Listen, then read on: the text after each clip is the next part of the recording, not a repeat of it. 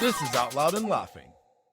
What is up, chosen fam? Welcome back to Out Loud and Laughing. You know that feeling when you're cramped in seat 34B, sandwiched between a crying toddler and someone who hasn't discovered deodorant, while you watch those lucky bastards behind the velvet curtain sip champagne in a lie flat bed? Well, today's guest is the guy who's going to make sure you never sit in 34B again. He's a digital nomad who has hit over 60 countries, a point and miles wizard, and the mastermind behind BryGuides. He doesn't just travel, he hacks the system so we can live our best chic lifestyles on a cheap budget. Please welcome the man who is literally living out of a suitcase, but a very chic one, Brian from BryGuides. What's up, Brian? Hi, thank you so much for having me. I'm thrilled to be here. We are so excited, Brian, mainly because we share the same name. I I knew you were mean, going to say that. we'd love to see it. Well, no, thank you. Where are you now? I am currently in Vietnam. I'm in a beach town called Da Nang. I'm set up here for a few weeks. It's a really lovely spot. Prices are right, people are great, food's delicious, lot to love here. And And the thank you Wi-Fi folks works. for yeah, thank you folks for joining at night your time and morning my time because the time zones can be a little tricky on these. So I appreciate you guys. A man of the world. Yes. Well, Brian, we are so happy to have you here. And also, like I said, I love the name. So thank you. John loves two Brians. I do love two So Brian's. we've been stalking your Instagram and we are definitely officially jealous of your life. But before you were flying business class to Dubai for $50, where did all this start? Like, I heard a rumor that it was a gay group trip to South America was actually turning the turning point for you. Can we talk about that a little bit? Yeah, so my background is I lived in New York City for many, many years. My background's in finance. I worked in finance and tech in New York, and life there and in that career was very intense.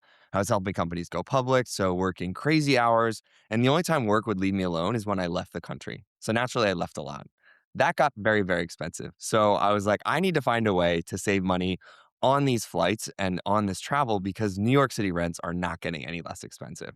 So income credit card points, and I go deep down the rabbit hole where I am figuring out what's the right card and points and different ways that we can utilize these systems to travel better for less. And so after my own obsession, I slowly started helping friends and family. And the turning point kind of came when a group of friends wanted to go to South America. We did Patagonia and then we ended in Rio for Carnival. So because of these nations and the dates that we wanted to go and we were booking a little bit late, the flights were very expensive. I think it was gonna be around, like, $2,000, and everyone's like, "You know what? That I really wanna do this trip, but that might just be a little bit too steep." And so I was like, "Hold on, let me see if I can find us a better option." So I scurried off into the internet and found some really great transfer options, and I said, "Hey, does everyone have, this many credit card points across a couple different carriers?" And everyone's like, "Yeah, actually, I do." I was like, "Jump on this call right now, we're gonna book this." And so we booked these $2,000 flights for I think it was like 40 to 50,000 credit card points, and everyone was shocked. They're like, "How on earth did you do this? I feel like I just stole this flight." And I said, "No, this is how I book all my travel. How do you think I'm doing all this, guys?" And they're like, "You should really genuinely help people do this." And I said, "Okay, like great. Let me chat with each of you individually and figure out what that service is kind of worth to you guys." And after, having those conversations, I realized, this is actually something that can and probably should be a business because there's a ton of people that are sitting on the credit card points. They want to travel better, but they don't have the time or the fixation that someone like me would have to really go deep down the rabbit hole or the desire to, right? Because people are busy, they have jobs, lives, families. And so what I do is I help people cut through the noise to get to their desired outcome, which is flying better and spending less. And all of this has allowed you to, since then, visit over 60 countries, and Yeah. that's amazing. What an incredible opportunity. And so for a lot of gay men, travel usually comes with a safety check, right? We're Googling, like, are these towns safe? Are they travel gay friendly?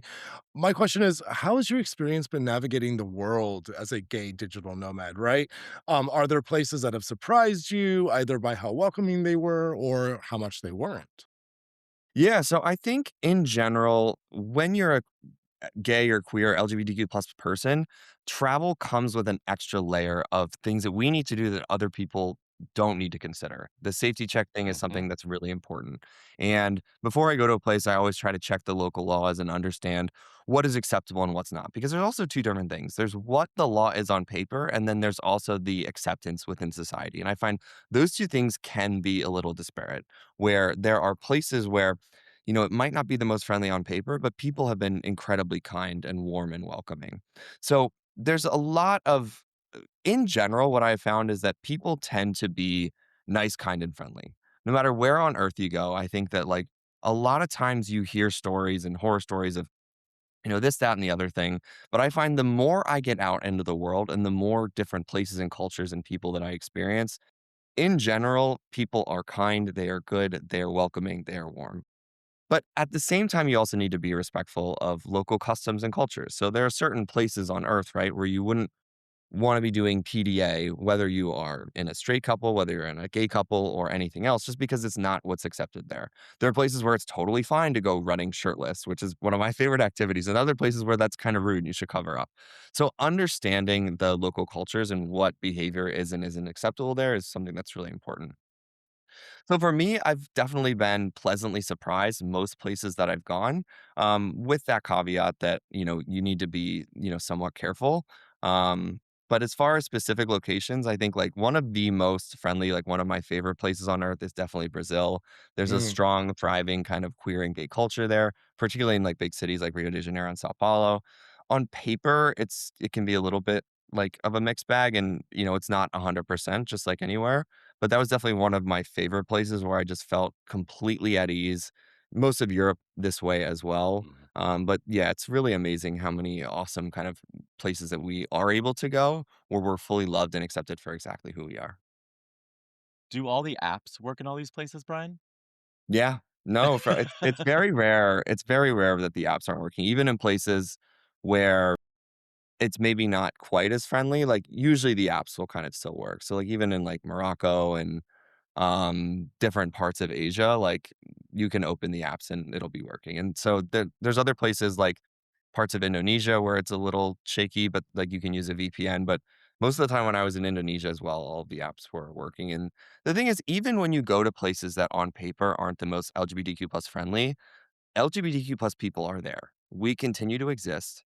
They just exist in a world that's a little different. You have a little more people that are, discreet or operating discreetly, but there are usually even like queer owned spaces and queer owned bars and getting there and going and being on the ground and going and talking to these people and hearing from their perspective and what life is actually like has been some of the most perspective broadening travel that I've done. And it's actually drawn me more to these places that were like not supposed to go on paper because the more time you spend there and meet kind, warm, welcoming people, the more that you can also have a positive impact on life in the community there. Because one of the things that I do when I travel is I try to become a regular immediately at establishments because I am traveling solo. That can be tricky and lonely in its own way. And if I just go and become a regular somewhere, even if I'm having an off day, even if I'm feeling lonely, I go make friends with someone. And then I can gauge based on those relationships that I build whether or not it's safe to come out with like, my identity. And certain places I come out day one, right? And other places I'm like, let's like suss it out a little bit here. But when you're able to go be, yourself and be maybe a representation of LGBTQ plus people that they might not see all the time, I think that's helpful in moving the conversation forward in ways that you don't get when you just stay in your bubbles. That is such a good point. So thanks for sharing that with us. We go into these places, but we also have impact where we go, like that real carbon footprint idea. But really, what I was thinking about was that's all good and fine. But really, here's what's on my brain. Uh, like you on an app in another country, like what a first date would be like. You're just like Oh, yeah. booking flights from Indonesia to France because you have points. You know what I mean? Like, what a great opportunity to meet somebody like you on an app. No, I'm just joking. No, it's good fun. I think when I built this business, am a real tenet of lifestyle design. So it's let me figure out what kind of life that I want first, and then build a business and a life that supports that. So I think, the opportunity to, say I being flexible is something that's very important to me. I want to have the ability to do work from lots of different places and have the opportunity to travel and to do some of these things and follow the weather like a bird and avoid winter. These are things that were all kind of important to me. And so being able to kind of do that through lifestyle design and then like have a lot of fun in the process too, right? It's great, like, meeting people because dating is tricky, right? Because you're going to all these different places. But I think with the cons that we talked about of like, needing to do that safety check and doing all this other stuff, when you get to a place, you immediately know that you have community there. There's a group of people there that understand you They in depth, exist. that Mhm. understand the traumas, the challenges, the things that you've gone through in life in a deep way. And so I think it's such an advantage because I talk to a lot of other solo travelers and they have a hard time finding and building community. So naturally, what most people end up doing is spending more time with other Westerners that are in this place, right? Other people from the US and from Europe that just happen to be there. But we have such an advantage as gay and queer people that our community exists within the local places. And so you get to ingrain and learn so much more about a place because you have that level of access through this identity that is really special and amazing. And we also make it really easy to find each other through set apps. And then you get to choose whatever boundaries you want, whether it's going to be something a little more friendly or maybe more, you know. Who And needs there's boundaries? room for both. There's Who room knows? for it There can be all. and There's room outcomes. for it all.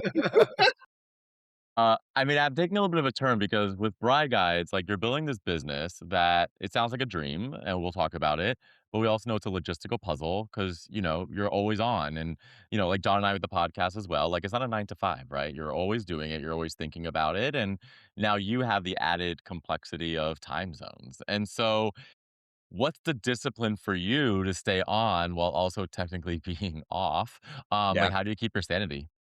Yeah, it's tricky. I think you have to make whatever time zone that you're in work for you.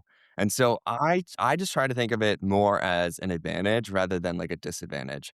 Where I'm in Asia right now, which like transparently is a really tough time zone because I work with a lot of clients in the US. There's a lot of when I'm dealing with and helping service clients that like need help booking and doing things, it is tricky. So I structure my days such that my mornings are really intense and my evenings are really intense. But then I take the middle of the day off. I go for a run. I relax on the beach. I do all the things that like that typical digital nomad kind of lifestyle where you see it's like, oh, he's like drinking a coconut on the beach at 2 p.m. Well, yes, but I've been up since like 6 or 7, cranking away through. And then once you all go to bed on the East Coast of the US, then it's like I'm back. I take a little bit of a rest and then kind of kick off my day in the evening. So the big thing is my routine change my location changes, but my routine doesn't. Ultimately, I'm doing the same kind of healthy habits and lifestyles no matter where on earth that I am. And I just kind of pivot the time in which those are happening to be the most advantageous depending on what time zone I'm in. But it can be challenging because, right now I'm a one man show. That comes with challenges, right? I can't like fully step away. I built the business to be like pretty flexible that I can step away for periods of time. But as the people that I'm helping and just the client inbound increases, that makes it, tougher to step away for long periods of time. So, but yeah, there's ways around that. I look to different ways that I can scale up and hire people. So yeah, that's lots of exciting fun ahead. I have a quick follow-up actually. Please. Outside of just sleep, which I imagine would be the hardest thing to regulate across time zones, what's one thing that's also difficult that may not, like, be obvious to some of us? Yeah, I think it's just like the little things in your routine because like when you get to a place, I have to like find my coffee shop. I have to find where can I buy mouthwash? Where can I get like toothpaste? Like where like cuz all of those little things and I think when you travel full time like this, a lot of it gets lost in the glamour of like, oh, blah, blah, but you end up getting tired, right? And you end up Yeah. starting to like, planning that trip or doing that thing that when you have, like, your 10 days of vacation per year that you're, like, really excited for and you have months to plan, I mean, you put a lot of hours into, like, making that work, and when you're Mhm. doing that all the time, it can be it becomes challenging to just manage the logistics of all of that, where it's like, "Oh, shoot, I have to, like, find somewhere to live next month," right? And then that starts to feel like, "Oh god," and then, you wanna put the time, effort, and energy that comes with that. So I would just say, like anything, too much of a good thing can start to feel like fatigue, right? And that's why, the way that I've structured this and it's been helpful because I'm building the business at the same time. So I do longer stints and slower travel, which makes this a lot more sustainable because honestly, I don't know how people do like the backpacking where it's like 3 days here, 4 days there. Like that is exhausting Mm. because it's just challenging on your body.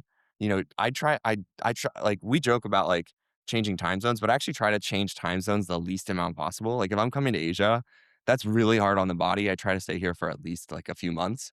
But it's different for everyone, but I'd say those are kind of like the little things, just the pieces of the routine and then managing the logistics of it all because you got to figure out transportation, lodging, food, like all of like the little things that you just take for granted, especially in, oh my God, like Amazon. Oh my God, do I miss Amazon?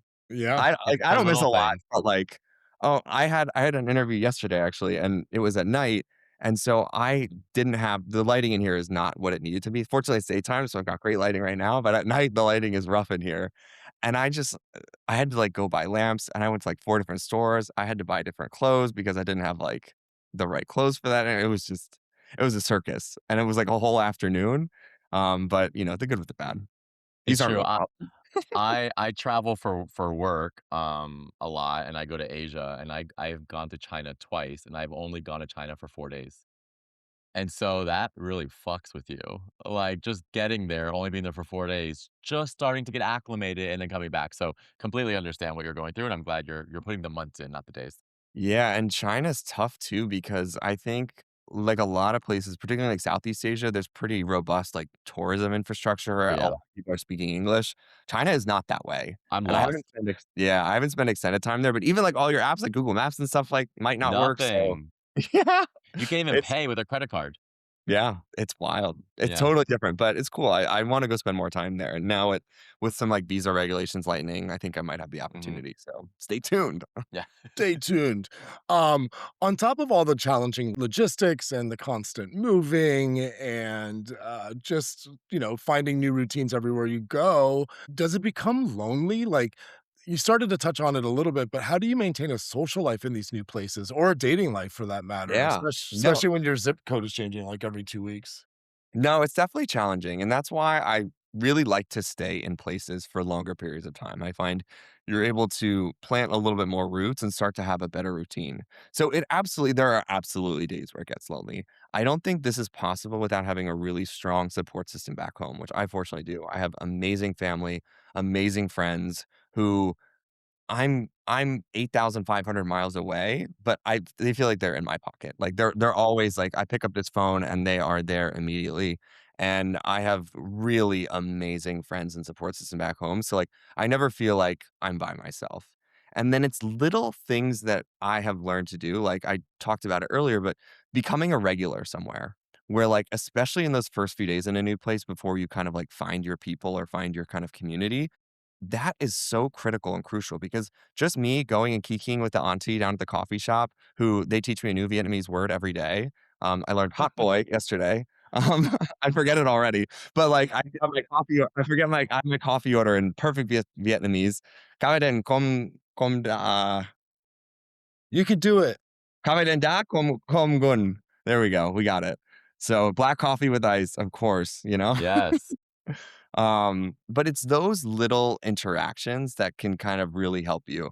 And then we're so fortunate that with the apps and things that we have, it's so easy to find people and community, right? And then you get to choose what kind of boundaries you want to set, whether it's dating, whether it's more social, whether you're looking for workout buddies, but you can find any of that, especially if you get good at setting boundaries for what you want. And there's things like Tinder, there's obviously like Grinder, depending on what you're looking for, like different apps serve different What are those purposes. options, Brian, that you're looking for? I think you folks know, and I think your audience does too.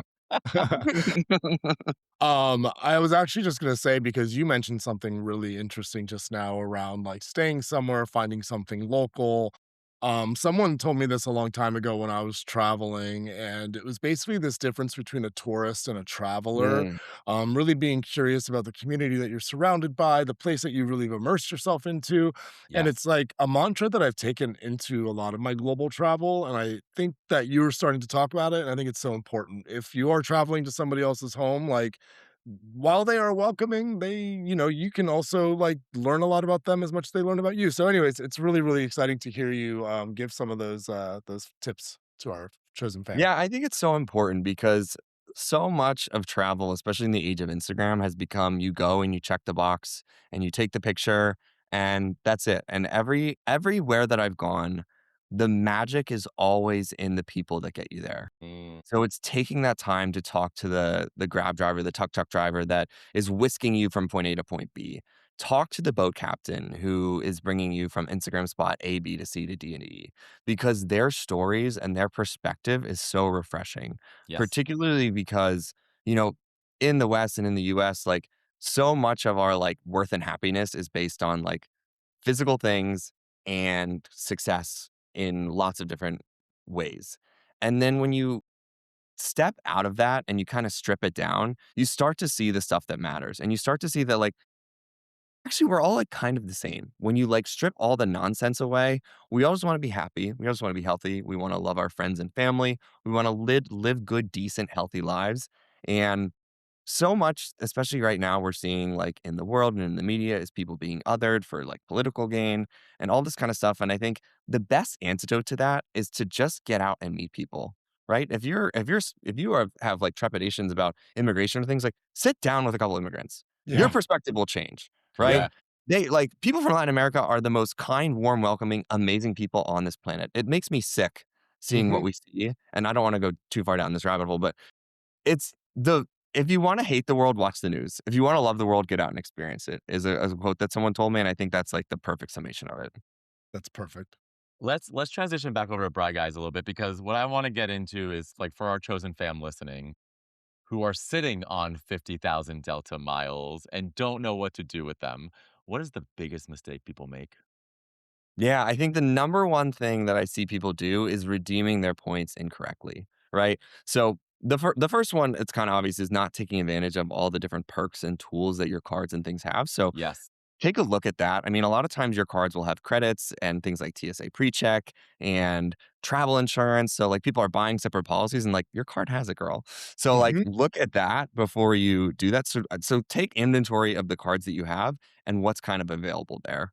Then I think the biggest kind of mistake that people are making is they're redeeming their points incorrectly. So, a lot of times people are just like doing cash out or getting gift cards and that's totally fine and valid and definitely what you want to be doing. Like maybe if you're carrying a balance, you never want to carry balance with any of these cards. The interest payments are crazy. Hmm. So making sure that you are constantly staying on top of that is something that's really important. But I'd say when it comes to redeeming points, most people will do kind of the path of least resistance and just kind of book within their credit card tool, which is fine depending on where you're going. But if you are looking at long haul, particularly international travel and especially in business class, you're going to get significantly better value from your points if you take those points from your cards tool, transfer them out, and then book directly with an airline. And so a lot of times people have loyalty to a certain airline, which can be good, but then you're limited to that one airline's prices, dates, and times. And so what I tend to find is that it's better to earn in kind of like flexible rewards. And then you have the ability to take those points and transfer them out to dozens of partners, which creates a lot of opportunities. And that's where you can really get amazing redemptions for business class and start to get 3, 4, 5, 10x values for your points. And that's what I like. That's the main business. That's what I help people do every single day is take the points they're sitting on and turn them into better travel with these kind of robust advanced strategies. They take a little more work, but I'll tell you what, when you're sitting in a $10,000 seat for, $95 out of pocket, that feels really nice. All right. So, that is really, really helpful. I hope everybody is Yes. Very. tracking. Keep your pens and notepads out. But give us the truth, Brian. Booking business class for less than an economy ticket. Is this about timing? Is it about having a specific card in your wallet, or is this, or is it just about knowing the right person to sleep with at the check-in desk? I mean, all of those are valid strategies, so I don't wanna Correct. poo-poo any single one. No. Uh, Here's what I say, when it comes to booking with points and finding great business class deals, the name of the game is flexibility. The more flexible you can be, the better, because unlike cash prices, they can be a little more set. So, like, there will be times where like I'm looking for a client deal in 2 months, right? And on Friday, there's a deal for 50,000 or 100,000 points in business class to fly someone to Europe. But then the next day they jump up to 350. So, and that might just be because one family of four came in and bought four tickets on the Saturday. But if you fly Friday instead, you can get a significantly better price. Mm, So I'd say interesting. maintaining flexibility and having some flexibility around your dates is going to be super helpful when it comes to booking these. If you're traveling where you're not as flexible or you are maybe traveling over like a key weekend, like a holiday or something, I would say booking out as early as possible is going to increase your chances of getting these amazing deals. So, like last year, I flew me and my parents to Italy on Emirates business class, which is like a really amazing experience. Yeah. But in the middle of July, there's one direct route from New York to Milan. That's a really tough ticket to get, especially at the right price. So the day or the week that it opened the year before, I was on there and like secured the bag, right? Because I knew that this wasn't going to last. And 2 weeks later, I checked again because my stupid brother didn't book in time and it wasn't available. We did find another way. So yeah, I would say like maintaining your flexibility is something that's really important. And then if you aren't going to be as flexible, trying to book out as soon as possible because in general, the deals get worse as you get closer to the dates. There are certainly exceptions to this, but that would be like a good rule of thumb. I've heard a lot of going deep and flexible. So Yeah. hear you loud and clear, Brian. Honestly, I'm ready to cancel my mortgage and just live in Polaris Lounge after talking to you. I am a United guy. I live in Jersey. Fun. But before we let you go get your next passport stamp, we do have a tradition here at Out Loud and Laughing. We want to get into the nitty gritty of who you really are. When Oh, the let's do tray it. table is stowed and the cabin lights are dimmed, it's time for our little game. We like to call this or that, and we're going to call this one the Mile High Edition. It's time for another round of this or that, the unhinged get to know you game. Love it. Let's do it. Oh, should I be nervous? Let's do it. Listen, we give you two options. We love people to answer. We like a little bit of a reason why, makes it more fun. All right, I'll let's do it. start I'll start easy. Window or aisle? Window. Looking out over the world is, yeah, there's something so special about that. I think there are a few things in the world that can give you more wonder than looking out of an airplane window. And why would you not do that? But I'm tall, so I get the argument for aisle, but no, I window. get aisle because I pee all the time. Totally valid. Yeah, if you are one of the bladder girlies, like Yes. have fun, girl. But I don't. Yeah, that ain't. But to each their own. I booked the aisle because I'm 6'1" and I'm not using my points right, and so I'm all the way in 34B, as you heard me in the Come on, beginning. let's chat. We will chat. I will slip into your DMs. No Um, more of that. no more of that. Are you into more of the scruff or the smooth aesthetic? I don't. It's hard to choose. If you're gonna make me pick one, I'll go with smooth. Yeah, But I'm an equal opportunity lover. I don't have any hangups. and Just especially men. yeah, and I was Yeah. gonna say, Yeah. especially like you get to meet men from all different communities around the world. I don't And know that what many a people can. yeah, and what a gift that is. So it Mm. would be a shame if I didn't take some advantage of that, right? You're just checking the boxes. I love it. That's what I'll say to that. Okay. Do you prefer, going back into travel, do you prefer the lounge buffet or the in flight meal? I'm gonna go lounge here just because it They've can gotten vary though. better. Yeah, if you're on a really solid carrier and they have amazing food, like Emirates, I would probably pick the plane over a lot of things. But the lounge, they just have better infrastructure, right? It's more Mhm. fresh, it's delicious because like they're not whipping stuff up in a wok on a plane, right? It's coming Correct. out of the microwave. It's So also self serve in a yeah, lounge, which is yeah, nice. You can pour and what you you got want. yeah, but that's tough. I mean, they're both great, but ¿por qué no los dos? Why not both? Yeah, there you go. Okay, you are on a flight with a baseball team and they land in their destination city and they need a player. Are you going to be the pitcher or the catcher?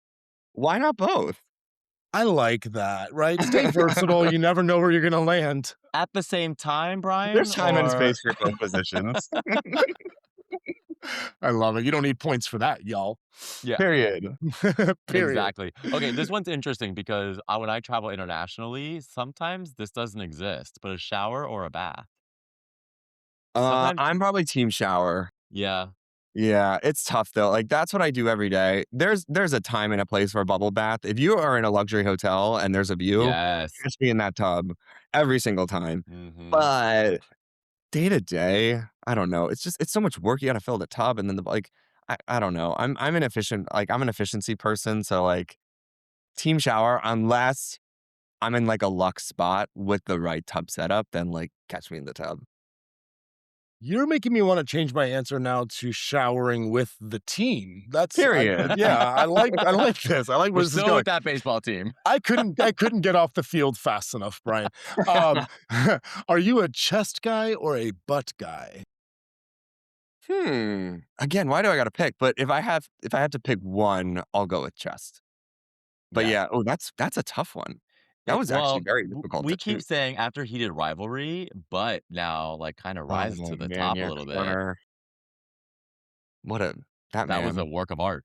That Is a Oof, work man. of art. carved That's out of cream yeah, and he's, like, cheese. creative and nice too. What like, total package. It's so Just Yeah. wonderful. The funny. more I get to know Yeah. him as, like, a celebrity, the more I'm excited to watch him just continue to do amazing things. But Yes. Same. boy, did they Jacob Tierney, we salute you. We Yeah. Woo! salute. Jacob Tierney, we salute you. Thank Yes, you for ma'am. all of Thank your you. work. Salute, Yes. worship, call it what you want. Yeah. Oh, Uh, that show. The things that made me feel emotionally, oh my god, the ugly crying that happened, oh, yeah. just remarkable television, and what a breath of fresh air To We that didn't cry even and have a kiss. heart on at the same time ugh, is like genius. That was beautiful. me in high school, Brian. Are you kidding? Yeah, Yeah, that's me in therapy. Me in yeah, therapy oh now. my god, yeah, Okay. truly. Do you prefer solo travel or group trip? Um, God, that's hard. I'm gonna go group trip just because I love doing stuff with my friends, and I think I do a lot of the solo travel, so, like, right now, the group trip is feeling I like a need. nice to have, Yeah. but I would say, like, I couldn't be on a group trip all the time. Like, a group trip for a couple days, like a cute little Fire Island Kiki or, like, Provincetown, or you're zipping down to Mexico with a group of gays and having a blast, but after 4 days of that, I'm like, "Get me away from you all. I love you, but I need my me time," and I'm, like, very extroverted still, depending on the friends and depending on the Yes. intensity of said trip, after a few days of a group travel, I need some me time. Great answer. Okay, next one is no points involved, and this is preferential only. If you had the option, would you be taking the red eye flight or a 6 a.m. departure? Red eye, but I am not a morning person. I know it's crazy. Yeah. I hate waking up early. Nothing throws my day off more, and I don't have any problem sleeping on planes. So I would Lucky. rather take the night and do that because the other thing is I'm also really kind of militant about my time and like if I just use the plane time to sleep, then I can get to where I am and have like a full day of working and doing things or exploring. So I'm all about like what's the most efficient option. And there's nothing I hate more than just like waking up at 4 a.m. and having an alarm because like yeah, it's because then I'm stressed out and I don't sleep at all like the night before because Oh, I'm stressed about 100%. missing the flight.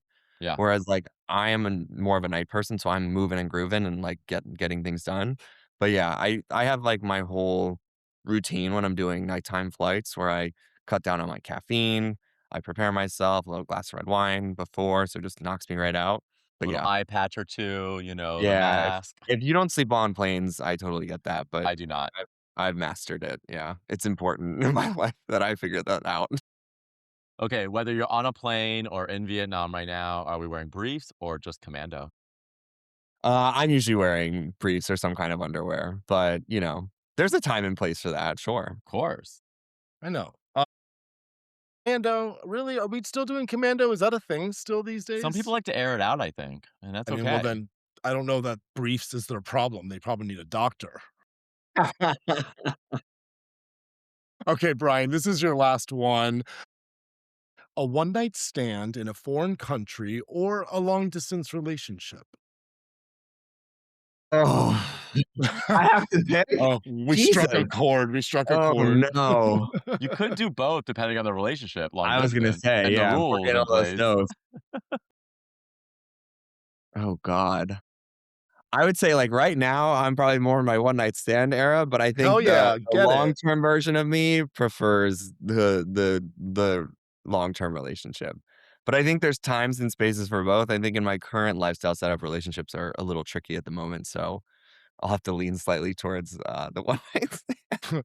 Well, we definitely wish you the best adventure on whichever destination you end up, whether it's for a night or for a lifetime. But, Brian, I have to say that this has been an absolute blast. And thank you for teaching us how to see the world without going broke.